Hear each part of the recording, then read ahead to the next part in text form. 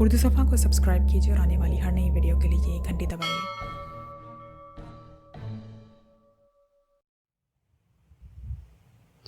वो चारों इस वक्त लाहौर के रेड लाइट एरिया में मौजूद थे।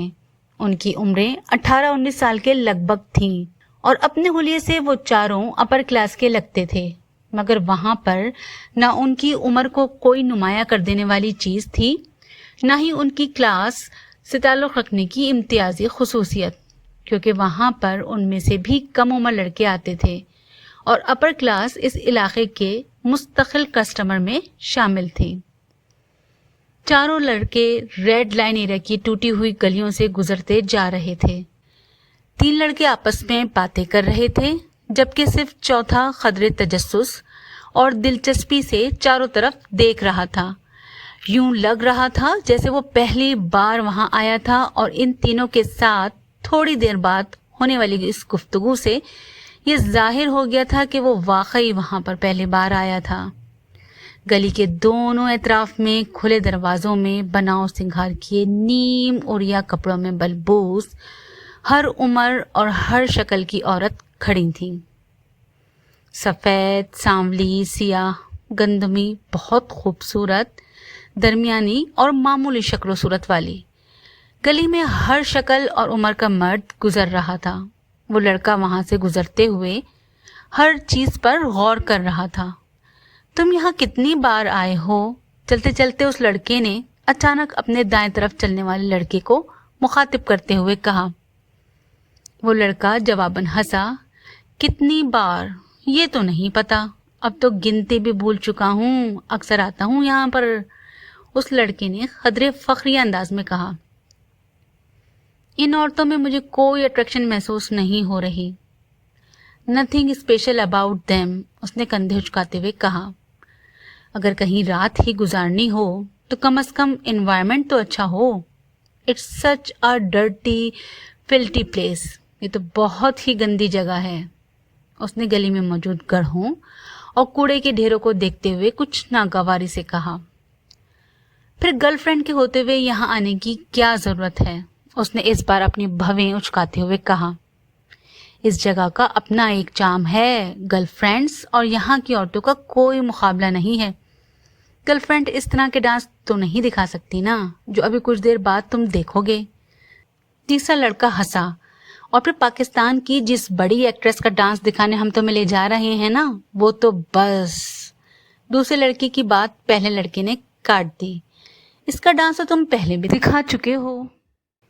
अरे वो तो कुछ भी नहीं था, भाई की शादी पर एक मुजरा किया था, मगर यहाँ पर तो बात ही कुछ और होती है। वो एक्ट्रेस तो एक पॉश इलाके में रहती है, फिर यहाँ क्यों आती है? पहले लड़के ने कुछ गैर मुतमईन अंदाज में उससे पूछा। ये तुम आज खुद ही उससे पूछ लेना, मैं कभी इस तरह के सवाल नहीं करता। दूसरे लड़के की बात पर बाकी दोनों लड़के हंसे, मगर तीसरा उसी तरह चुपते हुई नजरों से उसे देखता रहा। उनका सफर बिला आखिर इसी गली के आखिर में एक इमारत के सामने खत्म हो गया। इमारत के नीचे मौजूद दुकान से तीनों लड़कों ने मोती के बहुत से हार खरीदे और अपनी कलाइयों में लपेट लिए। एक हार दूसरे लड़के ने उस लड़के की कलाई में भी लपेट दिया, जो वहां आने पर एतराज कर रहा था। फिर उन लोगों ने वहां से पान खरीदे। तंबाकू वाला पान दूसरे लड़के ने इस लड़के को भी दिया, जो शायद जिंदगी में पहली बार पान खा रहा था। पान खाते हुए चारों इस इमारत की सीढ़ियां चढ़ने लगे। ऊपर पहुंचकर पहले लड़के ने एक बार फिर तनकीदी नजरों से चारों तरफ देखा और फिर उसके चेहरे पर इत्मीनान की एक झलक नमूदार हुई। वो जगह बहुत साफ सुथरी और खासी हद तक आरास्ता थी। गांव तक की औचानियां बिछी हुई थीं और बारीक पर्दे लहरा रहे थे। कुछ लोग पहले ही वहां मौजूद थे। रक्स अभी शुरू नहीं हुआ था। एक औरत लपकती उनकी तरफ आई। उसके चेहरे पर एक खूबसूरत मसनूई मुस्कुराहट सजी हुई थी। उसने दूसरे लड़के को मुखातिब किया। पहले लड़के ने गौर से उस औरत को देखा। उधेड़ उम्र की वो औरत अपने चेहरे पे बेतहाशा मेकअप थोपे और बालों में मोतिये और गुलाब के गजरे लटकाए शेफून की एक चिंघाड़ती हुई सुर्ख साड़ी में मलबूस थी, जिसका ब्लाउज उसके जिस्म को छुपाने में नाकाम हो रहा था। मगर वो जिस्म को छुपाने के लिए पहना गया भी नहीं था। उन चारों को वो एक कोने में ले गई और वहां उसने उन्हें बिठा दिया। पहले लड़के ने वहां बैठते ही मुंह में जो मौजूद पान उस गुलदान में थूक दिया जो उनके करीब ही मौजूद था, क्योंकि पान मुंह में होते हुए उससे बात करना मुश्किल हो रहा था। पान का जायका भी उसके लिए कुछ ज्यादा खुशगवार नहीं था। तीनों लड़के वहां बैठ मध्यम आवाज में बातें करने लगे, जबकि पहला लड़का इस हॉल के चारों तरफ मौजूद गांव तकिए से टेक लगाए हुए लोगों को देखता रहा, जिनमें से कुछ अपने सामने शराब की बोतलें और नोटों की गद्दियां रखे बैठे थे। इनमें से अक्सरियत सफेद लट्ठे के कलफ लगे कपड़ों में मलबूस थी। उसने ईद के इज्तिमात के अलावा आज पहली बार किसी और जगह पर सफेद लिबास पहनने वालों का इतना बड़ा इज्तिमा देखा था। खुद वो अपने साथियों के साथ साथियों की ही तरह से सियाह जीन्स और उसी रंग के आधे बाजुओं वाली टी शर्ट में मलबूस था। उनकी उम्र के कुछ और लड़के भी वहां उन्हीं की तरह जीन्स और टी शर्ट में मलबूस थे। थोड़ी देर बाद एक और औरत उसी तरह चीखते चिंघाड़ते रंगों वाले कपड़ों में मलबूस वहां आकर हॉल के दरमियान में बैठकर एक गजल सुनाने लगी थी।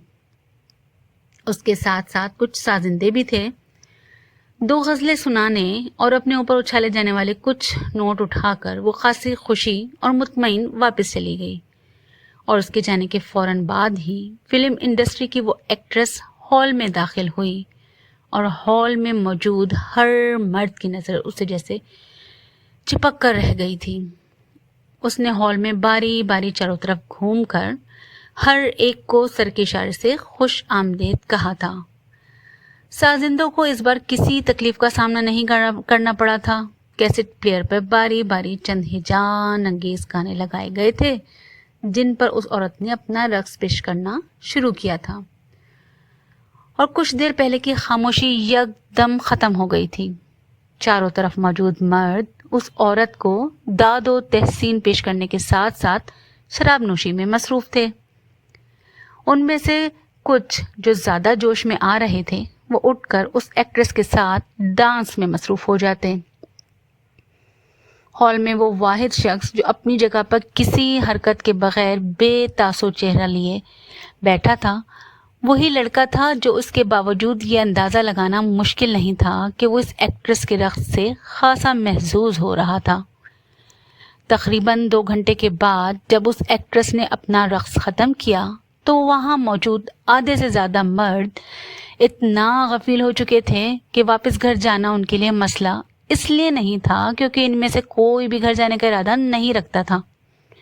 वो सब वहाँ रात गुजारने आए थे। इन चारों ने भी रात वहां गुजारी। अगले दिन वहां से वापसी पर गाड़ी में उस दूसरे लड़के ने जमाही लेते हुए पहले लड़के से पूछा, जो इस वक्त लापरवाही से गाड़ी से बाहर देखने में मसरूफ था, कैसा रहा ये तजर्बा? अच्छा था, पहले लड़के ने कंधे झुकाते हुए कहा।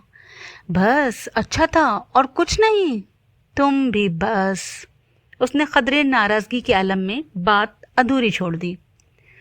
कभी कभार जाने के लिए अच्छी जगह है, इसके अलावा और क्या कह सकता हूँ, मगर समथिंग स्पेशल वाली कोई बात नहीं है।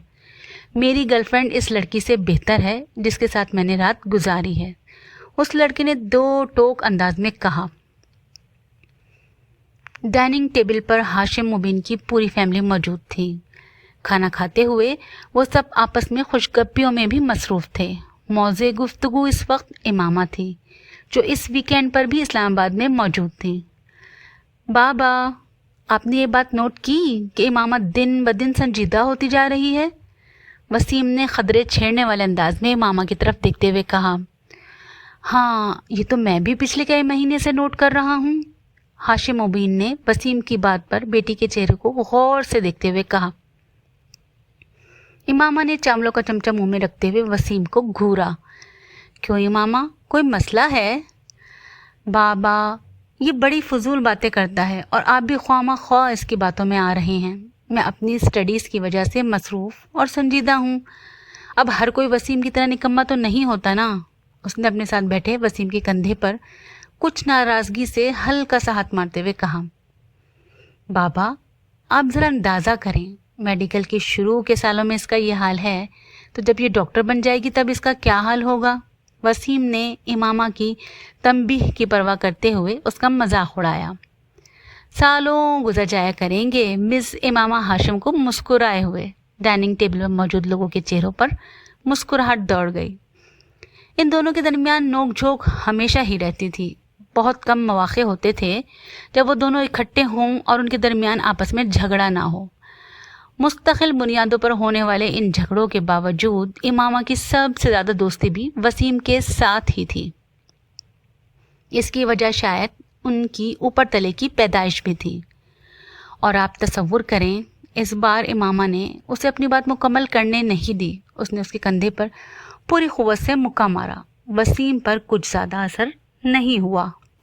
हमारे घर में एक डॉक्टर के हाथ में शिफा के सिवा और क्या हो सकता है? आप इसका मुजाहरा देख रहे हैं। इससे आप ये अंदाज़ा भी तो लगा सकते हैं कि आजकल के डॉक्टर्स वार्ड में मरीजों के साथ क्या सलूक करते होंगे। मुल्क में बढ़ती शरह अमवात की एक वजह। बाबा इसको मना करें। इमामा ने बिला आखिर हथियार डालते हुए हाशिम मुबीन से कहा। वसीम। हाशिम मुबीन ने अपनी मुस्कुराहट जब्त करते हुए वसीम को झिड़का। वो बड़ी सादतमंदी से फौरन खामोश हो गया। उसने पूरे लिफाफे को ग्राइंडर में खाली कर दिया और फिर उसे बंद करके चला दिया। खानसामा उसी वक्त अंदर आया। छोटे साहब लाएं, मैं आपकी मदद कर दूं। वो इसकी तरफ बढ़ा मगर उसने हाथ के इशारे से उसे रोक दिया। नहीं, मैं खुद कर लेता हूँ, तुम मुझे दूध का एक गिलास दे दो, उसने ग्राइंडर ऑफ करते हुए कहा। खानसामा एक गिलास में दूध लेकर उसके पास चला आया। दूध के आधे गिलास में उसने ग्राइंडर में मौजूद तमाम पाउडर डाल दिया और एक चमचे से अच्छी तरह हिलाने लगा। फिर एक ही सांस में वो दूध पी गया। खाने में आज क्या पकाया है तुमने? उसने खानसामा से पूछा। खानसामा ने कुछ डिशेस गिनवानी शुरू कर दी। उसके चेहरे पर कुछ नागवारी उभरी। मैं खाना नहीं खाऊंगा, सोने जा रहा हूँ, मुझे डिस्टर्ब मत करना, उसने सख्ती से कहा और किचन से निकल गया। पैरों में पहनी हुई बाटा की चप्पल को वो फर्श पर तकरीबन घसीट रहा था। उसकी शेव बड़ी हुई थी और आंखें सुर्ख थीं। शर्ट के चंद एक के सिवा सारे ही बटन खुले हुए थे। अपने कमरे में जाकर उसने दरवाजे को लॉक कर लिया और वहां मौजूद जहाजी साइज के म्यूजिक सिस्टम की तरफ गया और कमरे में बोल्टन का when a man love a woman बुलंद आवाज में बजने लगा। वो रिमोट लेकर अपने बेड में आ गया और ऊंधे मुंह बेतरतीबी के आलम में लेट गया। उसका रिमोट वाला बायां हाथ बेड से नीचे लटक रहा था और वो मुसलसल हिल रहा था। उसके दोनों पांव भी म्यूजिक के साथ गर्दिश में थे। कमरे में बेड और उसके अपने हुलिये के अलावा हर चीज़ अपनी जगह पर थी। कहीं भी कुछ भी बेतरतीब नहीं था। कहीं पर गर्द का एक ज़र्रा तक नज़र नहीं आ रहा था। म्यूज़िक सिस्टम के पास मौजूद दीवारी शेल्फ में तमाम ऑडियो और वीडियो कैसेट बड़े अच्छे तरीक़े से लगी हुई थीं। एक दूसरी दीवार में मौजूद रैक्स पर किताबों की एक बड़ी तादाद मौजूद थी। कोने में पड़ी हुई कंप्यूटर टेबल से आया था कि उसे इस्तेमाल करने वाला बहुत ऑर्गेनाइज्ड है। कमरे की मुख्तलिफ दीवारों पर हॉलीवुड की एक्ट्रेसेस और वहाँ के बैंड्स के पोस्टर लगे थे। बाथरूम के दरवाजे और कमरे की खिड़कियों के शीशों को प्ले बॉय मैगजीन से काटी गई कुछ मॉडल्स न्यूड तस्वीरों से सजाया गया था। कमरे में पहली बार दाखिल होने वाला दरवाज़ा खोलते ही बहुत ही बुरी तरह चौंकता, क्योंकि बिल्कुल सामने खिड़कियों के शीशों पर मौजूद वो तस्वीरें चंद लम्हों के लिए देखने वालों के लिए तस्वीरें नहीं बल्कि असल लड़कियां नज़र आती थीं। इन तस्वीरों को वहां लगाते हुए तरतीब का ख़ास ख्याल रखा गया था। म्यूज़िक सिस्टम जिस दीवार के साथ मौजूद था उसी दीवार के कोने में दीवार पर एक इलेक्ट्रिक गिटार लटकाया गया था और उसी कोने में एक कीबोर्ड भी स्टैंड पर रखा हुआ था। दीवार पर गिटार से कुछ फासले पर पिकोलो, फ्लूट और ओबो भी लटकाए गए थे। इस कमरे के मकीन को यकीनन म्यूजिक से गहरी दिलचस्पी थी। बेड के बिल्कुल सामने वाली दीवार में मौजूद कैबिनेट में टीवी मौजूद था और इसी कैबिनेट के मुख्तलिफ खानों में मुख्तलिफ ट्रॉफीज और शील्ड्स पड़ी हुई थीं। कमरे का चौथा कोना भी खाली नहीं था। वहाँ दीवार पर मुख्तलिफ रैकेट्स लटके हुए थे। उनमें से एक टेनिस का था और दो स्क्वॉश के। इन रैकेट्स को दीवार पर लटकाने से पहले नीचे पोस्टर लगाए गए थे और फिर रैकेट्स इस तरह लटकाए गए थे कि यूं लगता था कि वो रैकेट्स इन खिलाड़ियों ने पकड़े हों। टेनिस के रैकेट के नीचे गब्रिएला सबाटनी का पोस्टर था, जबकि स्क्वॉश के एक रैकेट के नीचे जहांगीर खान का पोस्टर था, जबकि दूसरे रैकेट के नीचे रॉडनी मार्टन का। कमरे में वाहिद जगह जहां बेतरतीबी थी वो डबल बेड था जिस पर वो लेटा हुआ था। सिल्क की बेडशीट पूरी तरह सिल्वर ज़दा थी और इस पर इधर उधर चंद फोटोग्राफी के गैर मुल्की मैगजीन्स पड़े थे जिनमें प्ले बॉय नुमाया था। बेड पर एक पेपर कटर और कागज़ की कुछ छोटी छोटी कतरनें भी पड़ी हुई थी। यकीनन कुछ देर पहले वो इन मैगजीन से तस्वीरें काट रहा था। चिंगम्स के कुछ रैपर्स भी तुड़े मुड़े बेड पर ही पड़े हुए थे। डनहिल का एक पैकेट और लाइटर भी एस्ट्रे के साथ ही बेड पर पड़ा था, जबकि सिल्क की सफ़ेद चमकदार बेडशीट पर कई जगह ऐसे निशान थे जैसे वहाँ पर सिगरेट की राख भी थी। कॉफ़ी का एक खाली मग भी बेड पे पड़ा हुआ था और उसके पास एक टाई और रिस्ट वॉच भी थी। इन सब चीज़ों से कुछ फासले पर सरहाने एक मोबाइल पड़ा था जिस पर यकदम कोई कॉल आने लगी थी। बेड पर औंधे मुंह लेटा हुआ वो नौजवान अब शायद नींद के आलम में था, क्योंकि मोबाइल की बीप पर उसने सर उठाए बगैर अपना दायां हाथ बेड पर इधर उधर फेरते हुए जैसे मोबाइल तलाश करने की कोशिश की, मगर मोबाइल उसकी हाथ की रसाई से बहुत दूर था। उस पर मुसलसल कॉल आ रही थी। कुछ देर इसी तरह इधर उधर हाथ फेरने के बाद उसका हाथ साकित हो गया। शायद अब वो वाकई सो चुका था, क्योंकि उसके थिरकते पैर रुक चले थे। मोबाइल पर अब भी कॉल आ रही थी।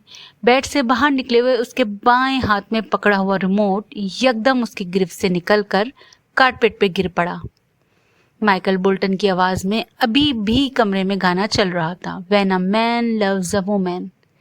फिर यकदम कमरे के दरवाजे पर किसी ने दस्तक दी और फिर दस्तक की ये आवाज़ बढ़ती ही गई।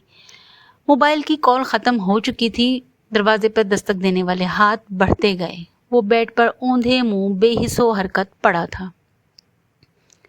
डोंट टेल मी मामा, क्या तुम वाकई एंगेज्ड हो? ज़ैनब को जवीरे के इंकिशाफ पर जैसे करंट लगा। इमामा ने मलामती नज़रों से जवीरिया को देखा, जो पहले ही माज़त ख्वान अंदाज में उसे देख रही थी। इसे नहीं, मुझे देखकर बताओ कि तुम क्या वाकई एंगेज्ड हो? ज़ैनब ने इस बार उसे कुछ झिड़कते हुए कहा। हाँ, मगर ये इस कदर गैर मामूली और हैरत अंगेज़ वाक़या तो नहीं कि तुम उस पर इस तरह रिएक्ट करो, इमामा ने बड़ी रिसानियत से कहा। वो सब लाइब्रेरी में बैठी हुई थी और अपनी तरफ से हत्तुल मखदूर सरगोशियों में बातें कर रही थी। मगर तुम्हें हमें बताना तो चाहिए था, आखिर राज में रखने की क्या ज़रूरत थी? इस बार राबिया ने कहा। राज में तो नहीं रखा, बस ये कोई इतना अहम वाक़या नहीं था कि तुम्हें बताती। और फिर तुम लोगों से मेरी दोस्ती तो अभी हुई है, जबकि इस मंगनी को कई साल गुजर चुके हैं, इमामा ने वजाहत करते हुए कहा। कई साल से क्या मुराद है तुम्हारी? मेरा मतलब है 2-3 साल। फिर भी उमामा, बताना तो चाहिए था ना तुम्हें। ज़ैनब का एतराज़ अभी भी अपनी जगह कायम था। इमामा ने मुस्कुराते हुए ज़ैनब को देखा। अब करूँगी तो किसी और को बताऊँ या ना बताऊँ, तुम्हें ज़रूर बताऊँगी। वेरी फनी, ज़ैनब ने उसे घूरते हुए कहा। और कुछ नहीं तो तुम हमें कोई तस्वीर वगैरह ही ला के दिखा दो मौसूफ की। है कौन, नाम क्या है, करता क्या है? राबिया हमेशा की तरह एक ही साथ में सवाल दर सवाल कर डाले। फर्स्ट कज़न है, अजयत नाम है, इमामा ने रुक रुक कर कुछ सोचते हुए कहा। MBA किया है उसने और बिजनेस करता है। शक्ल सूरत कैसी है? इस बार ज़ैनब ने पूछा। इमामा ने गौर से उसके चेहरे को देखा। ठीक है, ठीक है, मैं तुमसे पूछ रही हूँ। लंबा है, डार्क है, हैंडसम है। इस बार इमामा मुस्कुराते हुए कुछ कहे बगैर ज़ैनब को देखती रही। इमामा ने अपनी पसंद से ये मंगनी की है, वो अच्छा खासा गुड लुकिंग है। जबीरे ने इस बार इमामा की तरफ से जवाब देते हुए कहा। हाँ, हमें अंदाज़ा कर लेना चाहिए था, आखिर वो इमामा का फर्स्ट कज़न है। अब इमामा, तुम्हारा अगला काम ये है कि तुम हमें उसकी तस्वीर लाकर दिखाओ, ज़ैनब ने कहा। नहीं, इससे पहले ज़रूरी काम ये है कि तुम हमें कुछ खिलाने पिलाने ले चलो, राबिया ने मदाखलत करते हुए कहा। फ़िलहाल तो यहाँ से चलें, हॉस्टल जाना है मुझे। इमामा एकदम उठकर खड़ी हो गई तो वो भी उठ गईं। वैसे जवेरिया, तुमने ये बात पहले क्यों नहीं बताई? साथ चलते हुए ज़ैनब ने जवेरिया से पूछा। भाई, इमामा नहीं चाहती थी इसलिए मैंने कभी इस मौजू पर बात नहीं की, जवेरिया ने माज़त ख्वान अंदाज में कहा। इमामा ने मुड़कर एक बार फिर जवेरिया को घूरा। उसकी नज़रों में तंबी थी। इमामा क्यों नहीं चाहती थी? मेरी मंगनी हुई होती तो मैं शोर मचाती हर जगह, वो भी इस सूरत में जबकि ये मेरी अपनी मर्जी से होती, ज़ैनब ने बुलंद आवाज़ में कहा। इमामा ने इस बार किसी रद्द-ए-अमल का इजहार नहीं किया। आपका बेटा आबादी के इस 2 से 5% हिस्से में शामिल है जो 150 से ज़्यादा का IQ लेवल रखते हैं। इस IQ लेवल के साथ जो कुछ वो कर रहा है वो गैर मामूली सही मगर गैर मुतवक्का नहीं है। इस गैर मुल्की स्कूल में सालार को जाते हुए अभी सिर्फ 1 हफ्ता हुआ था जब सिकंदर उस्मान और उनकी बीवी को वहाँ बुलवाया गया था। स्कूल के साइकोलॉजिस्ट ने उन्हें सालार सिकंदर के मुख्तलिफ IQ टेस्ट के बारे में बताया था, जिसमें उसकी परफॉर्मेंस ने उसके टीचर और साइकोलॉजिस्ट को हैरान कर दिया था। इस स्कूल में वो 150 का IQ लेवल वाला पहला और वाहिद बच्चा था और चंद ही दिनों में वो वहाँ सबकी तवज्जो का मरकज़ बन गया था। सिकंदर उस्मान और उनकी बीवी से मुलाकात के दौरान साइकोलॉजिस्ट को उसके बचपन के बारे में कुछ और खोज लगाने का मौका मिला। वो काफ़ी दिलचस्पी से सालार के केस को स्टडी कर रहा था और दिलचस्पी की ये नौइयत प्रोफेशनल नहीं, ज़ाती थी। अपने कैरियर में वो पहली बार इस IQ के बच्चे का सामना कर रहा था। सिकंदर उस्मान को आज भी वो दिन अच्छी तरह याद था। सालार इस वक्त सिर्फ 2 साल का था और गैर मामूली तौर पर वो इस उम्र में एक आम बच्चे की निस्बत ज़्यादा साफ लहजे में बातें करता था और बातों की नौइयत ऐसी होती थी कि वो और उनकी बीवी अक्सर हैरान होते। एक दिन जब वो अपने भाई से फ़ोन पर बात करने के लिए फ़ोन कर रहे थे तो सालार उनके साथ ही खड़ा था। वो इस वक्त टीवी लॉन्च में बैठे थे और फ़ोन पर बातें करने के साथ साथ टीवी भी देख रहे थे। कुछ देर बाद उन्होंने फ़ोन रख दिया। रिसीवर रखने के फ़ौरन बाद उन्होंने सालार को फ़ोन का रिसीवर उठाते हुए देखा। हेलो अंकल, मैं सालार हूँ, वो कह रहा था। उन्होंने चौंक कर उसे देखा। वो इत्मीनान से रिसीवर कान से लगाए किसी से बातों में मसरूफ़ था। मैं ठीक हूँ, आप कैसे हैं? सिकंदर ने हैरत से उसे देखा। पहले उनके जहन में यही आया कि वो झूठ मूठ फ़ोन पर बातें कर रहा है। पापा मेरे पास बैठे टीवी देख रहे हैं। नहीं, उन्होंने नहीं किया, मैंने खुद किया है। वो इसके अगले जुमले पर चौंके। सालार, किससे बातें कर रहे हो? सिकंदर ने पूछा। अंकल शाहनवाज से, सालार ने सिकंदर को जवाब दिया। उन्होंने हाथ बढ़ाकर रिसीवर उससे ले लिया। उनका ख्याल था कि उसने गलती से कोई नंबर मिला लिया होगा या फिर लास्ट नंबर को रीडायल कर दिया होगा। उन्होंने कान से रिसीवर लगाया। दूसरी तरफ उनके भाई थे। ये सालार ने नंबर डायल किया है, उन्होंने माजत करते हुए अपने भाई से कहा। सालार ने कैसे डायल किया? वो तो बहुत छोटा है, उनके भाई ने दूसरी तरफ कुछ हैरानी से पूछा। मेरा ख्याल है उसने आपका नंबर रीडायल कर दिया है, इत्तेफाक से हाथ लग गया होगा। हाथ मार रहा था सेट पर। उन्होंने फ़ोन बंद कर दिया और रिसीवर नीचे रख दिया। सालार जो खामोशी के साथ उनकी गुफ्तगू सुनने में मसरूफ़ था, रिसीवर नीचे रखते ही उसने एक बार फिर रिसीवर उठा लिया। इस बार सिकंदर उस्मान उसे देखने लगे। वो बिल्कुल किसी मैच्योर आदमी की तरह से एक बार फिर शाहनवाज का नंबर डायल कर रहा था और बड़ी रवानी के साथ। वो एक लम्हे के लिए दम बखुद रह गए थे। 2 साल के बच्चे से उन्हें ये तवक्को नहीं थी। उन्होंने हाथ बढ़ाकर क्रेडल दबा दिया। सालार, तुम्हें शाहनवाज का नंबर मालूम है? उन्होंने हैरानी के इस झटके से संभलते हुए कहा। हाँ, बड़े इत्मीनान से जवाब दिया गया। क्या नंबर है? उसने भी रवानी के साथ वो नंबर दोहरा दिया। वो उसका चेहरा देखने लगे।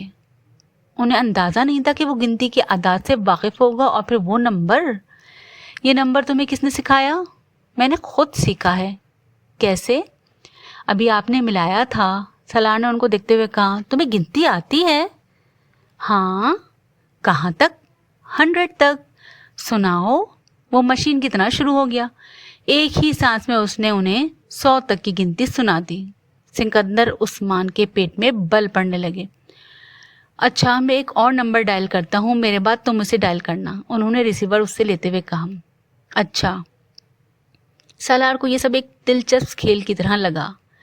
سکندر عثمان نے ایک نمبر ملایا اور پھر فون بند کر دیا. سالار نے فوراً ریسیور ان سے پکڑ کر انہی کی روانی کے ساتھ وہ نمبر ملایا. سکندر عثمان کا تو سر گھومنے لگا. وہ واقعی وہی نمبر تھا جو انہوں نے ملایا تھا. انہوں نے یکے بعد دیگرے کئی نمبر ملائے اور پھر سالار سے وہی نمبر ملانے کے لیے کہا. وہ کوئی غلطی کیے بغیر وہی نمبر ملاتا رہا. وہ یقیناً فوٹوگرافک میموری رکھتا تھا. انہوں نے اپنی بیوی کو بلایا. میں نے اسے گنتی نہیں سکھائی, میں نے تو بس کچھ دن پہلے سے چند کتابیں لا کر دی تھیں اور کل ایک بار ایسے ہی اس کے سامنے 100 تک گنتی پڑی تھی. انہوں نے سکندر عثمان کے استفسار پر کہا. سکندر عثمان نے سالار کو ایک بار پھر گنتی سنانے کے لیے کہا. وہ سناتا گیا. ان کی بیوی ہکا بکا اسے دیکھتی رہی. دونوں میاں بیوی کو یہ اندازہ ہو گیا تھا کہ ان کا بچہ ذہنی اعتبار سے غیر معمولی صلاحیتیں رکھتا ہے اور یہی وجہ تھی کہ ان دونوں نے اپنے باقی بچوں کی نسبت اسے جلد ہی اسکول میں داخل کروا دیا تھا اور اسکول میں بھی وہ اپنی غیر معمولی صلاحیتوں کی وجہ سے بہت جلد ہی دوسروں کی نظروں میں آ گیا تھا. اس بچے کو آپ کی خاص توجہ کی ضرورت ہے. عام بچوں کی نسبت ایسے بچے زیادہ حساس ہوتے ہیں. اگر آپ اس کی اچھی تربیت کرنے میں کامیاب ہو گئے تو یہ بچہ آپ کے اور آپ کے خاندان کے لیے ایک سرمایہ ہوگا. نہ صرف خاندان کے لیے بلکہ آپ کے ملک کے لیے بھی. سکندر عثمان اور ان کی بیوی اس غیر ملکی سائیکالوجسٹ کی باتیں بڑے فخری انداز میں سنتے رہے. اپنے دوسرے بچوں کے مقابلے میں وہ سالار کو زیادہ اہمیت دینے لگے تھے. وہ ان کی سب سے چہیتی اولاد تھا اور انہیں اس کی کامیابیوں پر فخر تھا. اسکول میں ایک ٹرم کے بعد اسے اگلی کلاس میں پروموٹ کر دیا گیا اور دوسری ٹرم کے بعد اس سے اگلی کلاس میں. اور اس وقت پہلی بار سکندر عثمان کو کچھ تشویش ہونے لگی. وہ نہیں چاہتے تھے کہ سالار 8-10 سال کی عمر میں جونیئر یا سینئر کیمبرج کر لیتا, مگر جس رفتار سے وہ ایک کلاس سے دوسری کلاس میں جا رہا تھا یہی ہونا تھا. میں چاہتا ہوں آپ میرے بیٹے کو اب پورے 1 سال کے بعد ہی اگلی کلاس میں پروموشن دیں. میں نہیں چاہتا کہ وہ اتنی جلدی اتنے ایب نارمل طریقے سے اپنا اکیڈمک کیریئر ختم کر لے. آپ اس کے سبجیکٹس اور ایکٹیویٹیز بڑھا دیں مگر اسے نارمل طریقے سے ہی پروموٹ کریں. ان کے اصرار پر سالار کو دوبارہ 1 سال کے اندر ڈبل یا ٹرپل پروموشن نہیں دیا گیا. اس کے ٹیلنٹ کو اسپورٹ اور دوسری چیزوں کے ذریعے چینجلائز کیا جانے لگا. شطرنج, ٹینس, گولف اور میوزک وہ 4 شعبے تھے جن میں اسے سب سے زیادہ دلچسپی تھی. مگر اس کا یہ مطلب نہیں تھا کہ وہ خود کو صرف ان 4 چیزوں تک ہی محدود رکھتا تھا.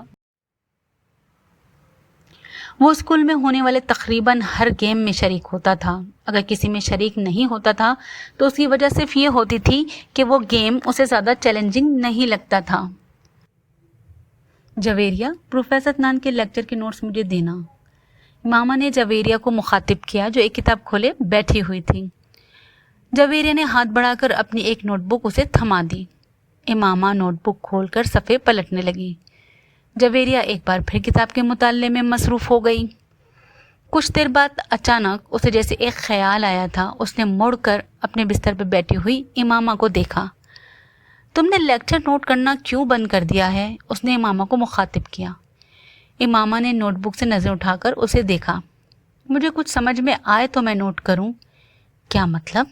تمہیں پروفیسر عدنان کا لیکچر بھی سمجھ میں نہیں آتا؟ جویریہ کو جیسے حیرت ہوئی. اتنا اچھا تو پڑھاتے ہیں. میں نے کب کہا ہے کہ برے پڑھاتے ہیں؟ بس مجھے. اس نے کچھ الجھے ہوئے لہجے میں بات ادھوری چھوڑ دی. وہ ایک بار پھر ہاتھ میں پکڑی نوٹ بک کو دیکھ رہی تھی. جویریہ نے غور سے اسے دیکھا. تم آج کل کچھ غائب دماغ نہیں ہوتی جا رہی؟ ڈسٹرب ہو کسی وجہ سے؟ جویریہ نے اپنے سامنے رکھی کتاب بند کرتے ہوئے بڑے ہمدردانہ لہجے میں کہا. ڈسٹرب؟ وہ بڑبڑائی. نہیں, ایسی کوئی بات نہیں ہے. تمہاری آنکھوں کے گرد حلقے بھی پڑے ہوئے ہیں. کل رات کو شاید 3:30 کا وقت تھا جب میری آنکھ کھلی اور تم اس وقت بھی جاگ رہی تھی. میں پڑھ رہی تھی, اس نے مدافعانہ لہجے میں کہا. نہیں, صرف کتاب اپنے سامنے رکھے بیٹھی ہوئی تھی مگر کتاب پر نظر نہیں تھی تمہاری. جویریہ نے اس کا عذر रद्द करते हुए कहा, तुम्हें कोई मसला तो नहीं है? क्या मसला हो सकता है मुझे? फिर तुम इतनी चुप चुप क्यों रहने लगी हो? जवेरिया उसकी टालमटोल से मुतासिर हुए बगैर बोली। नहीं, मैं क्यों चुप रहूंगी? इमामा ने मुस्कुराने की कोशिश की। मैं तो पहले ही की तरह बोलती हूँ। सिर्फ मैं ही नहीं, बाकी सब भी तुम्हारी परेशानी को महसूस कर रहे हैं, जवेरी ने संजीदगी से कहा। कोई बात नहीं है, सिर्फ स्टडीज़ की टेंशन है मुझे। मैं यकीन नहीं कर सकती। हम भी तुम्हारे साथ हैं, तुम्हें हमसे ज़्यादा टेंशन तो नहीं हो सकती, जवेरिया ने सर हिलाते हुए कहा। उमामा ने एक गहरी सांस ली। वो अब जिच हो रही थी। तुम्हारे घर में तो खैरियत है ना? हाँ, बिल्कुल खैरियत है। असजद के साथ कोई झगड़ा तो नहीं हुआ? असजद के साथ झगड़ा क्यों होगा? इमामा ने उसी के अंदाज में पूछा। फिर भी इख्तिलाफात तो एक बहुत ही जवेरिया की बात उसने दरमियान में ही काट दी। जब कह रही हूँ कि कोई मसला नहीं है तो तुम्हें यकीन क्यों नहीं आ रहा? इतने सालों में से कौन सी बात है जो मैंने तुमसे शेयर नहीं की या जो मैंने तुम्हें बताई ही नहीं? फिर भी तुम इस तरह मुझे मुजरिम की तरह से समझ के क्यों तफ्तीश कर रही हो? वो अब खफा हो रही थी। जवेरिया गड़बड़ा गई। यकीन क्यों नहीं करूँगी? मैं सिर्फ इसलिए इसरार कर रही थी कि शायद तुम मुझे इसलिए अपना मसला नहीं बता रही कि मैं परेशान ना हूँ, और तो कोई बात नहीं। जवेरिया कुछ नादिम सी होकर उसके पास से उठकर वापस अपनी स्टडी टेबल के सामने जा बैठी। उसने एक बार फिर वो किताब खोल ली जिसे वो पहले पढ़ रही थी। काफ़ी देर तक किताब पढ़ते रहने के बाद उसने एक जमाही ली और गर्दन मोड़कर लाशऊरी तौर पर मामा को देखा। वो दीवार से टिक लगाए उसकी नोटबुक खोले बैठी थी, मगर उसकी नज़रें नोटबुक पर नहीं थी। वो सामने वाली दीवार पर नज़र जमाए बैठी थी। उसने गाड़ी नहर के पुल से कुछ फासले पर खड़ी कर दी, फिर डिग्गी से एक बोरी और रस्सी निकाली। वो बोरी को खींचते हुए इस पुल की तरफ बढ़ता रहा। पास से गुजरने वाले कुछ राहगीरों ने उसे देखा, मगर वो रुके नहीं। ऊपर पहुंचकर उसने अपनी शर्ट उतारकर नहर में फेंक दी। चंद लम्हों में उसकी शर्ट बहते पानी के साथ गायब हो चुकी थी। डार्क ब्लू कलर की तंग जीन्स में उसका लंबा कद और खूबसूरत जिस्म बहुत नुमाया था। इस वक्त इस शख्स की आंखों में कोई ऐसा तासुर था जिसे पढ़ना दूसरे किसी भी शख्स के लिए नामुमकिन था। उसकी उम्र 19-20 साल होगी, मगर उसके खदो खामत और होलिये ने इसकी उम्र को जैसे बढ़ा दिया था।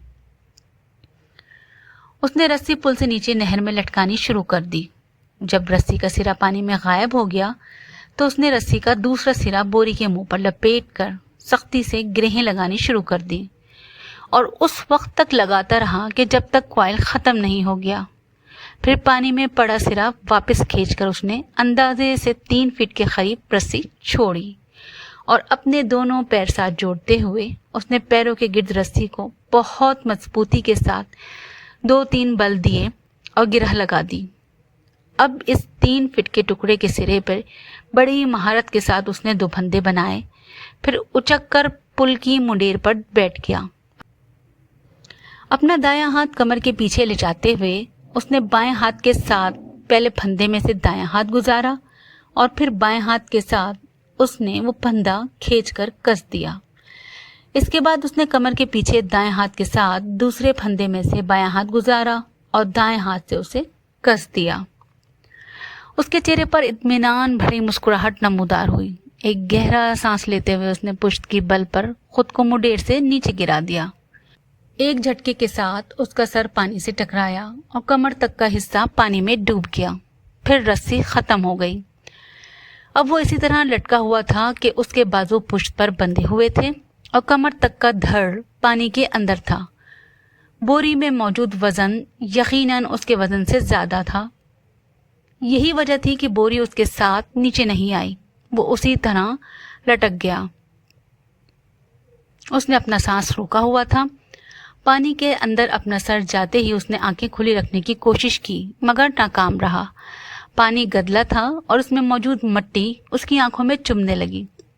उसने आंखें बंद कर ली। उसके फेफड़े अब जैसे फटने लगे थे। उसने यकदम सांस लेने की कोशिश की और पानी मुंह और नाक से उसके जिस्म के अंदर दाखिल होने लगा।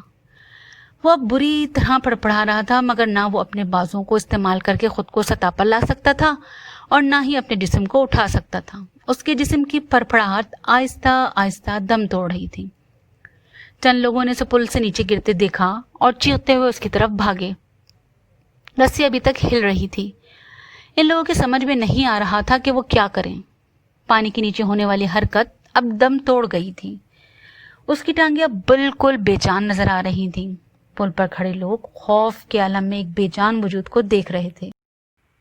पुल पर मौजूद हुजूम बढ़ रहा था। नीचे पानी में मौजूद वो वजूद अभी भी साकित था। सिर्फ पानी उसे हरकत दे रहा था, किसी पेंडुलम की तरह, आगे पीछे आगे पीछे आगे पीछे।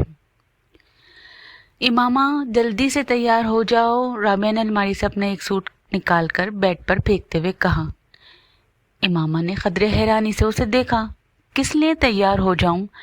भाई शॉपिंग के लिए जा रहे हैं, साथ चलो, राबिया ने उसी तेज रफ्तारी के साथ इस्त्री का प्लग निकालते हुए कहा। नहीं, मुझे कहीं नहीं जाना, उसने एक बार फिर अपनी आंखों पर अपना बाजू रखते हुए कहा। वो अपने बिस्तर पर लेटी हुई थी। क्या मतलब है मुझे कहीं नहीं जाना? तुमसे पूछ कौन रहा है, तुम्हें बता रहे हैं, राबिया ने उसी के लहजे में कहा। और मैंने भी बता दिया है कि मैं कहीं नहीं जा रही, उसने आंखों से बाजू हटाए बगैर कहा। ज़ैनब भी चल रही है हमारे साथ, पूरा ग्रुप जा रहा है, फिल्म भी देखेंगे वापसी पर, राबिया ने पूरा प्रोग्राम बताते हुए कहा। इमामा ने एक लहजा के लिए अपनी आंखों से बाजू हटाकर उसे देखा। ज़ैनब भी जा रही है? हाँ, ज़ैनब को हम रास्ते से पिक करेंगे। इमामा किसी सोच में डूब गई। तुम बहुत डल होती जा रही हो इमामा, राबिया ने कदरे नाराज़गी के साथ तबसरा किया। हमारे साथ कहीं आना जाना ही छोड़ दिया है तुमने। आखिर होता क्या जा रहा है तुम्हें? कुछ नहीं, बस मैं आज थकी हुई हूँ, इसलिए सोना चाह रही हूँ। इमामा ने बाजू हटाकर उसे देखा। थोड़ी देर बाद जवेरिया भी अंदर आ गई। वो भी उसे साथ चलने के लिए मजबूर करती रही, मगर इमामा की ज़बान पर एक ही रट थी, नहीं मुझे सोना है, मैं बहुत थक गई हूँ। वो मजबूरन उसे बुरा भला कहते हुए वहाँ से चली गई। रास्ते से उन्होंने ज़ैनब को उसके घर से पिक किया और ज़ैनब को पिक करते हुए जवेरिया को याद आया कि उसके बैग के अंदर उसका वॉलेट नहीं है। वो उसे हॉस्टल में ही छोड़ आई है। वापस हॉस्टल चलते हैं, वहाँ से वॉलेट लेकर फिर बाजार चलेंगे। जवेरिया के कहने पर वो लोग दोबारा हॉस्टल चली आईं, मगर वहाँ आकर उन्हें हैरानी का सामना करना पड़ा क्योंकि कमरे के दरवाजे पर ताला लगा हुआ था। ये मामा कहाँ है? राबिया ने हैरानी से कहा। पता नहीं, कमरा लॉक करके इस तरह कहाँ जा सकती है? वो तो कह रही थी कि उसे सोना है, जवेरिया ने कहा। हॉस्टल में तो किसी के रूम में नहीं चली गई, राबिया ने ख्याल जाहिर किया। वो दोनों अगले कई मिनट तक उन वाकिफ लड़कियों के कमरों में जाती रहीं जिनसे इनकी हेलो हाय थी, मगर इमामा का कहीं पता नहीं था। कहीं हॉस्टल से बाहर तो नहीं गई थी? राबिया को अचानक ख्याल आया, और वार्डन से पूछ लेते हैं, जवेरिया ने कहा। वो दोनों वार्डन के पास चली आईं।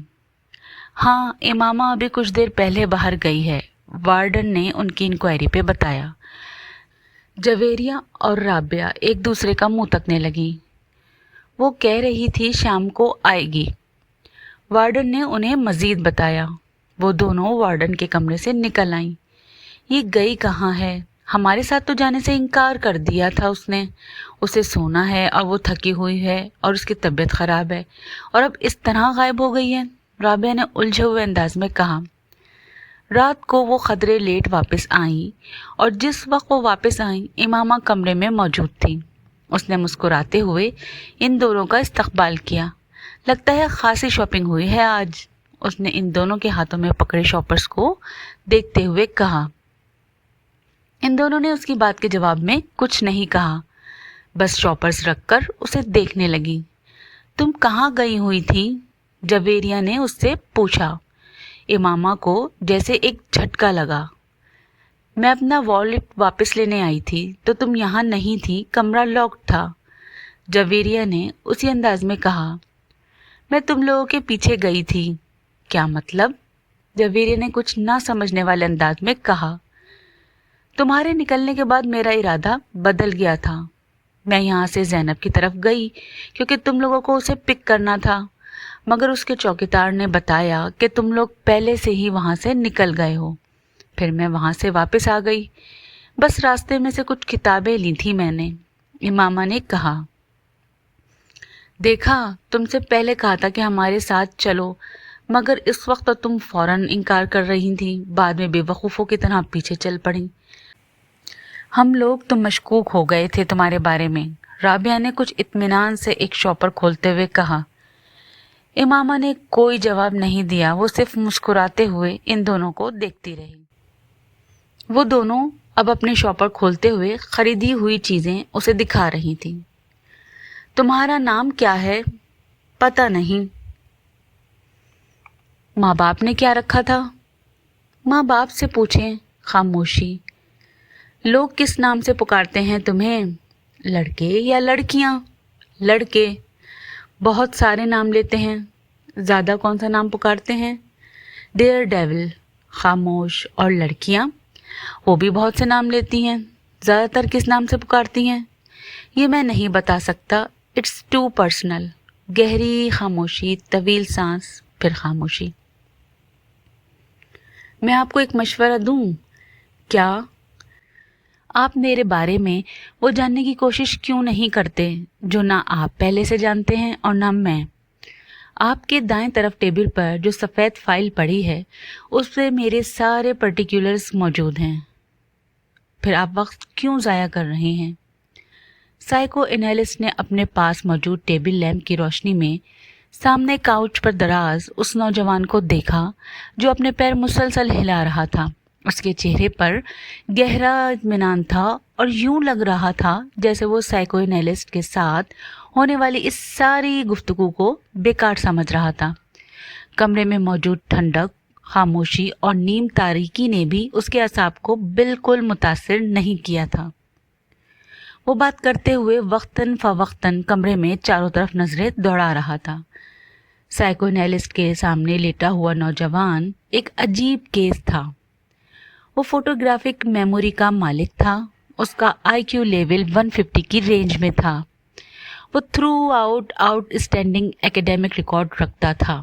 वो गोल्फ में प्रेसिडेंट गोल्ड मेडल 3 बार जीत चुका था और वो तीसरी बार खुदकुशी की नाकाम कोशिश करने के बाद उसके पास आया था। उसके वालिदैन ही उसे उसके पास लेकर आए थे और वो बेहद परेशान थे। वो मुल्क के चंद एक बहुत अच्छे ख़ानदानों में से एक से ताल्लुक़ रखता था। ऐसा ख़ानदान कि जिसके पास पैसे की भरमार थी। 4 भाइयों और 1 बहन के बाद वो चौथे नंबर पर था। 2 भाई और 1 बहन उससे बड़े थे। अपनी ज़हानत और काबिलियत की वजह से वो अपने वालिदैन का बहुत ज़्यादा चहीता था। इसके बावजूद पिछले 3 साल में उसने 3 बार खुदकुशी की कोशिश की। पहली दफ़ा उसने सड़क पर बाइक चलाते हुए रनवे की खिलाफ वर्जी की और बाइक से हाथ उठा लिए। उसके पीछे आने वाले ट्रैफिक कांस्टेबल ने उसे ऐसा करते हुए देखा था। खुशकिस्मती से गाड़ी से टकराने के बाद वो हवा में उछलकर एक दूसरी गाड़ी की छत पर गिरा और फिर ज़मीन पर गिरा। उसकी कुछ पसलियां, एक बाजू और एक टांग में फ्रैक्चर्स हुए। तब उसके वालिदैन कांस्टेबल के इसरार के बावजूद उसे एक हादसा ही समझे, क्योंकि उसने अपने माँ बाप से यही कहा था कि वो गलती से वन वे से हट गया था। दूसरी बार पूरे 1 साल के बाद उसने लाहौर में खुद को बांधकर पानी में डूबने की कोशिश की। एक बार फिर उसे बचा लिया गया। पुल पर खड़े लोगों ने उसे उसी रस्सी समेत बाहर खींच लिया था जिसके साथ बांध कर उसने खुद को नीचे गिराया था। इस बार इस बात की गवाही देने वालों की तादाद ज़्यादा थी कि उसने खुद को अपने आप को पानी में गिराया था, मगर उसके माँ बाप को एक बार फिर यकीन नहीं आया। सालार का बयान था कि कुछ लड़कों ने उसकी गाड़ी को पुल के पास रोका और फिर इसे बांधकर पानी में फेंक दिया। जिस तरह वो बंधा हुआ था उससे यूं ही लगता था कि उसे वाकई ही बांध कर गिराया गया था। पुलिस अगले कई हफ्ते उसके बताए गए हुलिये के लड़कों को पूरे शहर में तलाश करती रही। सिकंदर उस्मान ने ख़ास तौर पर एक गार्ड उसके साथ तैनात कर दिया जो 24 घंटे उसके साथ रहता था। मगर तीसरी बार वो अपने माँ बाप की आंखों में धूल नहीं झोंक सका। ख्वाब आवर गोलियों की एक बड़ी तादाद को पीस कर उसने खा लिया था। गोलियों की तादाद इतनी ज़्यादा थी कि मैदा वॉश करने के बावजूद अगले कई दिन वो बीमार रहा था। इस बार किसी को भी कोई गलतफहमी नहीं हुई। उसने खानसामा के सामने इन गोलियों के पाउडर को दूध में डालकर पिया था। सिकंदर उस्मान और तैयबा सिकंदर शॉक्ड रह गए थे। पिछले दोनों वाक़यात भी उन्हें पूरी तरह याद आ गए थे और वो पछताने लगे थे कि उन्होंने पहले उसकी बात पर क्यों एतबार किया। पूरा घर उसकी वजह से परेशान हो गया था। उसके बारे में स्कूल, कॉलोनी और ख़ानदान हर जगह खबरें फैल रही थीं और वो इस बात से इनकार नहीं कर सका कि उसने ख़ुदकुशी की कोशिश की थी, मगर वो ये बताने पर भी तैयार नहीं था कि उसने ऐसा क्यों किया था। भाई, बहन, माँ या बाप, उसने किसी के सवाल का भी जवाब नहीं दिया था। सिकंदर ए लेवल्स के बाद उसके बड़े भाइयों की तरह उसे बैरून मुल्क तालीम हासिल करने के लिए भिजवाना चाहते थे। वो जानते थे कि उसे कहीं भी ना सिर्फ बड़ी आसानी से एडमिशन मिल जाएगा बल्कि स्कॉलरशिप भी, लेकिन उनके सारे प्लान्स जैसे भग करके उड़ गए थे।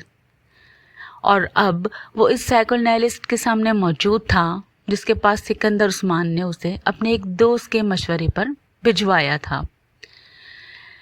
ठीक है सालार, बिल्कुल टू द पॉइंट बात करते हैं। मरना चाहते हो तुम? सालार ने कंधे उचकाए। आपसे किसने कहा कि मैं मरना चाहता हूँ? खुदकुशी की 3 कोशिशें कर चुके हो तुम। कोशिश करने और मरने में बड़ा फ़र्क होता है। तीनों दफ़ा तुम इत्तेफाकन बचे हो, वरना तुमने ख़ुद को मारने में कोई कसर नहीं छोड़ी थी। देखें, जिसको आप खुदकुशी कह रहे हैं, मैं उसे खुदकुशी की कोशिश नहीं समझता। मैं सिर्फ ये देखना चाहता था कि मौत की तकलीफ़ कैसी होती है। वो उसका चेहरा देखने लगा जो बड़े पुरसुकून अंदाज में उन्हें समझाने की कोशिश कर रहा था। और मौत की तकलीफ़ तुम क्यों महसूस करना चाहते हो? बस ऐसे ही, क्यूरियोसिटी, तजस्सुस समझ लें। साइकोएनालिस्ट ने एक गहरा सांस लेकर उस 150 IQ लेवल वाले नौजवान को देखा जो अब छत को घूर रहा था। तो एक बार कोशिश की है ना तुमने, तुम्हारे तजस्सुस ख़त्म नहीं हुआ? ओह, तब मैं बेहोश हो गया था, इसलिए मैं ठीक से कुछ भी महसूस नहीं कर सका। दूसरी बार भी ऐसा ही हुआ और तीसरी बार भी ऐसा ही हुआ। वो मायूसी से सर हिलाते हुए बोला। और अब तुम चौथी बार कोशिश करोगे? यकीनन मैं महसूस करना चाहता हूँ कि दर्द की इंतहा पर जाकर कैसा लगता है। क्या मतलब? जैसे जॉय की इंतहा एक्टसी होती है, मगर मेरी समझ में नहीं आता कि खुशी की इस इंतहा के बाद क्या है। इसी तरह दर्द की भी तो कोई इंतहा होती होगी जिसके बाद भी आपकी समझ में कुछ नहीं आए, जैसे एक्टसी में आप कुछ भी नहीं समझ सकते। मैं नहीं समझ सका। फ़र्ज़ करें आप एक बार स्टेप्टीज़ देख रहे हैं, बहुत तेज़ म्यूज़िक बज रहा है, आप ड्रिंक कर रहे हैं, आपने कुछ ड्रग्स भी ली हुई हैं, आप नाच रहे हैं, फिर आप आहिस्ता आहिस्ता अपने होश व हवास खो देते हैं। आप सुरूर में हैं, कहाँ हैं, क्यों हैं, क्या कर रहे हैं, आपको कुछ भी पता नहीं, लेकिन आपको ये ज़रूर पता होता है कि आप जो कुछ भी कर रहे हैं वो आपको अच्छा लग रहा है। मैं जब बाहर छुट्टियां गुजारने जाता हूँ तो अपने कज़न के साथ ऐसे बार्स में जाता हूँ। मेरा मसला ये है कि मैं उनकी तरह से एक्टेटिक नहीं होता। I never get wild with Joy. मुझे इन चीज़ों से इतनी खुशी नहीं मिल पाती जितनी बाकी लोगों को मिलती है, और यही वजह मुझे मायूस करती है। मैंने सोचा कि अगर सुरूर की इंतहा पे नहीं पहुंच सकता तो शायद मैं दर्द की इंतहा पर पहुंच सकूं, लेकिन वो भी नहीं हो सका। वो खासा मायूस नज़र आ रहा था।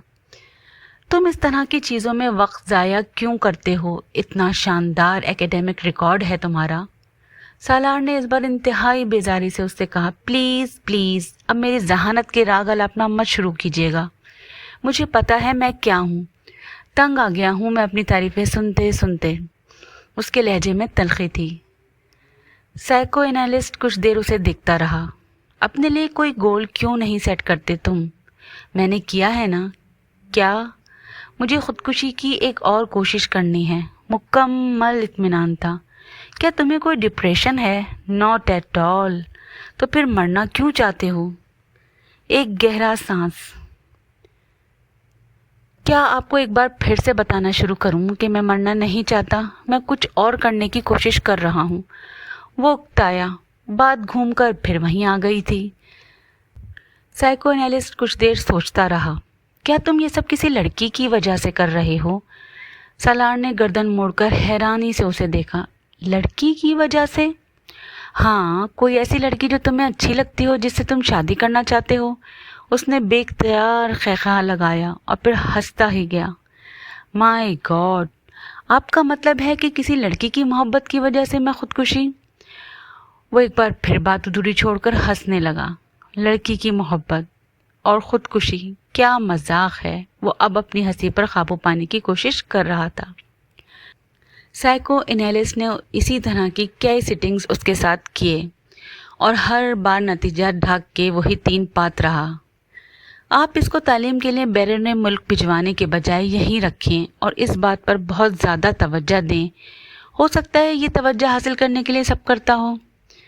اس نے کئی ماہ بعد سالار کے ماں باپ کو مشورہ دیا، جس کا نتیجہ یہ ہوا کہ اسے باہر بھجوانے کے بجائے اسلام آباد کے ادارے میں ایڈمیشن دلوایا گیا۔ سکندر عثمان کو یہ اطمینان تھا کہ وہ اسے اپنے پاس رکھیں گے تو شاید وہ دوبارہ ایسی حرکت نہ کرے۔ سالار نے ان کے اس فیصلے پر کسی رد عمل کا اظہار نہیں کیا، بلکہ اسی طرح جس طرح اس نے ان کے اس فیصلے پر کسی خوشی کا اظہار نہیں کیا تھا کہ اسے بیرون ملک تعلیم کے لیے بھجوایا جائے گا۔ سائیکو انالسٹ کے ساتھ آخری سیشن کے بعد سکندر عثمان اسے گھر لے آئے اور انہوں نے طیبہ کے ساتھ مل کر اس سے ایک لمبی چوڑی میٹنگ کی۔ وہ دونوں اپنے بیڈ روم میں بٹھا کر اسے ان تمام آسائشوں کے بارے میں بتاتے رہے جو وہ پچھلے کئی سالوں میں اسے فراہم کرتے رہے تھے۔ انہوں نے اسے ان توقعات کے بارے میں بھی بتایا جو وہ اس سے رکھتے تھے۔ اسے ان محبت بھرے جذبات سے بھی آگاہ کیا جو وہ اس کے لیے محسوس کرتے تھے۔ وہ بے تاثر چہرے کے ساتھ چنگم چباتا، باپ کی بے چینی اور ماں کے آنسو دیکھتا رہا۔ گفتگو کے آخر میں سکندر عثمان نے تقریباً تنگ آ کر اس سے کہا، تمہیں کس چیز کی کمی ہے؟ کیا ہے جو تمہارے پاس نہیں ہے یا جو تم چاہتے ہو؟ مجھے بتاؤ۔ سالار سوچ میں پڑ گیا۔ Sports car. اگلے ہی لمحے اس نے کہا، ٹھیک ہے، میں تمہیں اسپورٹ کار باہر سے منگوا دیتا ہوں، مگر دوبارہ ایسی کوئی حرکت مت کرنا جو تم نے کی ہے، اوکے؟ سکندر عثمان کو کچھ اطمینان ہوا۔ سالار نے سر ہلا دیا۔ طیبہ نے ٹشو سے اپنے آنسو صاف کرتے ہوئے جیسے سکون کا سانس لیا۔ وہ کمرے سے چلا گیا تو سکندر عثمان نے سگار سلگاتے ہوئے ان سے کہا، طیبہ، تمہیں اس پر بہت توجہ دینی پڑے گی۔ اپنی ایکٹیویٹیز کچھ کم کرو اور کوشش کرو کہ اس کے ساتھ روزانہ کچھ وقت گزار سکو۔ طیبہ نے سر ہلا دیا۔ وسیم نے امامہ کو دور سے ہی لان میں بیٹھے دیکھ لیا۔ وہ کانوں پر ہیڈ فون لگائے واک مین میں کچھ سن رہی تھی۔ وسیم دبے قدموں اس کی پشت کی جانب سے اس کے عقب میں گیا اور اس کے پاس جا کر اس نے یکدم امامہ کے کانوں سے ہیڈ فون کے تار کھینچ لیے۔ امامہ نے بخ رفتاری سے واک مین کا اسٹاپ کا بٹن دبایا تھا۔ کیا سنا جا رہا ہے یہاں اکیلے بیٹھے؟ وسیم نے بلند آواز میں کہتے ہوئے ہیڈ فون کو اپنے کانوں میں ٹھوس لیا، مگر تب تک امامہ کیسٹ بند کر چکی تھی۔ کرسی سے اٹھ کر کھڑے ہو کر اس نے ہیڈ فون کو اپنی طرف کھینچتے ہوئے وسیم سے کہا، بدتمیزی کی بھی کوئی حد ہوتی ہے وسیم، بیہیو یور سیلف۔ اس کا چہرہ غصے سے سرخ ہو رہا تھا۔ وسیم نے ہیڈ فون کے سروں کو نہیں چھوڑا۔ امامہ کے غصے کا اس پر کوئی بھی اثر نہیں ہوا تھا۔ میں سننا چاہتا ہوں تم کیا سن رہی تھی؟ اس میں بدتمیزی والی کیا بات ہے؟ کیسٹ تو آن کرو۔ امامہ نے کچھ جھنجھلاتے ہوئے ہیڈ فون کو واک مین سے الگ کر دیا۔ میں تمہارے سننے کے لیے واک مین لے کر یہاں نہیں بیٹھی، دفع ہو جاؤ یہ ہیڈ فون لے کر۔ وہ ایک بار پھر اپنی کرسی پر بیٹھ گئی۔ اس نے واک مین کو بڑی مضبوطی کے ساتھ اپنے ہاتھ میں جکڑا ہوا تھا۔ وسیم کو لگا جیسے وہ کچھ گھبرائی ہوئی ہے۔ मगर वो घबराएगी क्यों, वसीम ने सोचा, और इस ख्याल को जहन से झटकते हुए वो सामने वाली कुर्सी पर जाकर बैठ गया। हेडफोन को उसने मेज पर रख दिया था। ये लो, अपना गुस्सा खत्म करो, वापस कर रहा हूं मैं, तुम सुनो जो भी सुन रही हो, उसने बड़े सुलझोयाना अंदाज में हाथ उठाते हुए कहा। नहीं, अब मुझे नहीं सुनना कुछ, तुम हेडफोन रखो अपने पास। इमामा ने हेडफोन की तरफ हाथ नहीं बढ़ाया। वैसे तुम सुन क्या रही थी? क्या सुना जा सकता है, इमामा ने उसी के अंदाज में कहा। गज़लें सुन रही होगी, वसीम ने ख्याल जाहिर किया। तुम्हें पता है वसीम, तुम में बहुत सारी आदतें बूढ़ी औरतों वाली हैं। मसलन बाल की खाल उतारना और दूसरों की जासूसी करते फिरना और शर्मिंदा भी ना होना। और तुम्हें पता है कि तुम आहिस्ता आहिस्ता कितने खुद गर्ज होती जा रही हो, वसीम ने तुर्की बतुर्की जवाब देते हुए कहा। इमामा ने उसकी बात पर बुरा नहीं माना। अच्छा, तुम्हें पता चल गया कि मैं खुद गर्ज हूँ, इस बार उसने मुस्कुराते हुए कहा। हालांकि तुम जितने बेवकूफ़ हो, मैं ये सोच भी नहीं सकती थी कि ये नतीजा अख्ज़ कर लोगे। तुम अगर मुझे शर्मिंदा करने की कोशिश कर रही हो तो मत करो, मैं शर्मिंदा नहीं हूँगा, वसीम ने ढिठाई का मुजाहरा करते हुए कहा। फिर भी ऐसे कामों की कोशिश तो हर एक पर फ़र्ज होती है। आज तुम्हारी ज़बान कुछ ज़्यादा नहीं चल रही, वसीम ने उसे गौर से देखते हुए कहा। हो सकता है नहीं, ऐसा ही है। चलो अच्छा है, वो चुपशा का रोज़ा तो तोड़ दिया है ना तुमने, जो इस्लामाबाद आने पर तुम रख लेती हो। इमामा ने गौर से वसीम को देखा। कौन सा चुपशा का रोज़ा? तुम जब से लाहौर गई हो खासी बदल गई हो। मुझ पर स्टडीज़ का बहुत बोझ होता है, सब पर होता है इमामा, मगर कोई भी स्टडीज़ को इतना सर पे सवार नहीं करता, वसीम ने उसकी बात काटते हुए कहा। छोड़ो इस फजूल बहस को, ये बताओ तुम आजकल क्या कर रहे हो? ऐश। वो इसी तरह कुर्सी झुलाता रहा। ये तो तुम पूरा साल ही करते हो, मैं आजकल की ख़ास मसरूफियत का पूछ रही हूँ। आजकल तो बस दोस्तों के साथ फिर रहा हूँ। तुम्हें पता होना चाहिए कि पेपर्स के बाद मेरी मसरूफियत क्या होती हैं। सब कुछ भूलती जा रही हो तुम, वसीम ने अफसोस भरी नज़रों से कहा। मैंने इस उम्मीद में ये सवाल किया था कि शायद इस साल तुम में कोई बेहतरी आ जाए, मगर नहीं, मैंने बेकार सवाल किया, इमामा ने उसके तबसरे के जवाब में कहा। तुम्हें पता होना चाहिए कि मैं तुमसे 1 साल बड़ा हूँ, तुम नहीं, इसलिए अब अपनी मलामती तकरीर ख़त्म कर दो, वसीम ने उसे कुछ जताते हुए कहा। ये 7 वालों के लड़के से ताल्लुकात का क्या हाल है? इमामा को अचानक याद आया। चूचू से बस कुछ अजीब से ही ताल्लुकात हैं, वसीम ने कंधे उचकाते हुए कहा। बड़ा अजीब सा बंदा है, मूड अच्छा है तो दूसरों को 7वें आसमान पर बिठा देगा, मूड ख़राब है तो सीधा गटर में पहुंचा देगा। तुम्हारे ज़्यादातर दोस्त इसी तरह के हैं, इमामा ने मुस्कुराते हुए कहा। कुन हम जिन्स बाहम जिन्स परवाज़ नहीं, खैर ऐसी कोई बात भी नहीं है, कम से कम मेरी आदतें और हरकतें चूचू जैसी तो नहीं हैं। वो तो बाहर जाने वाला था ना, इमामा को अचानक याद आया। हाँ, जाना तो था, मगर पता नहीं, मेरा ख्याल है कि उसके पेरेंट्स नहीं भिजवा रहे। हुलिया बड़ा अजीब सा होता है उसका, मुझे तो बाज़ दफ़ा लगता है कि हिप्पियों के किसी कबीले से किसी न किसी तरीक़े का उसका ताल्लुक़ होगा या आइंदा हो जाएगा। तुमने देखा है उसे? कल मैं बाहर से आ रही थी तो देखा था, वो भी उसी वक्त बाहर निकल रहा था, कोई लड़की भी थी उसके साथ। लड़की? जीन्स वगैरह पहनी हुई थी उसने, वसीम ने अचानक दिलचस्पी लेते हुए कहा। हाँ, मशरूम कट बालों वाली फेयर सी। अरसा, वसीम चुटकी बजाते हुए मुस्कुराया। उसकी गर्लफ्रेंड है। पिछली दफ़ा तो तुम किसी और का नाम ले रहे थे, इमामा ने उसे घूरा।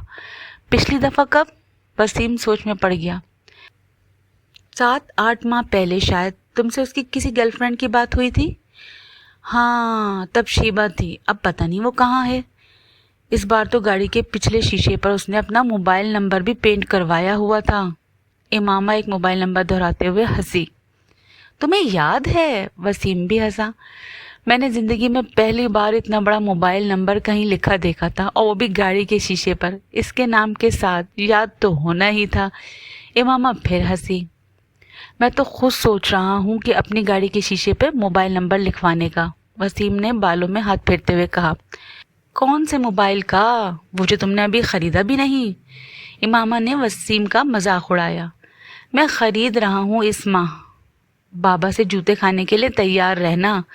اگر تم نے موبائل کے نمبر کو گاڑی کے شیشے پر لکھوایا تو سب سے پہلا فون ان کا ہی آئے گا. بس اسی لیے ہر بار میں رک جاتا ہوں. وسیم نے ایک ٹھنڈی سانس بھرتے ہوئے کہا. یہ تمہارے لیے اچھا ہی ہے. بابا سے ہڈیاں توڑوانے سے بہتر ہے کہ بندہ اپنے جذبات پر کچھ قابو رکھے.